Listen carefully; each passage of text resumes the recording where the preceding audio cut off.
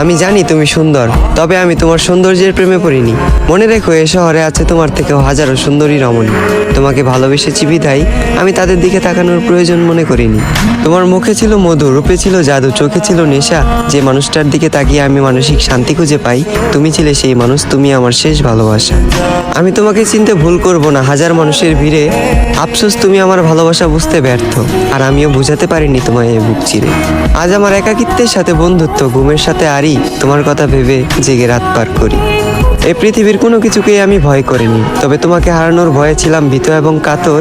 কারো যেন নজর না লাগে, এ কারণে তোমায় রেখেছিলাম এই মনের ভিতর। আজ তুমি আমার চোখের পানি দেখেও দেখো না, আমার জন্য তোমার মনে বিন্দু পরিমাণ মায়া হয় না। অতীতের তোমার ওই কমল নরম মন আজ হয়ে গেছে পাথর। তবে আমি বলে দিচ্ছি, তুমি মিলিয়ে নিও, তোমার ওই পাথরের মনেও একদিন জ্বলবে আগুন।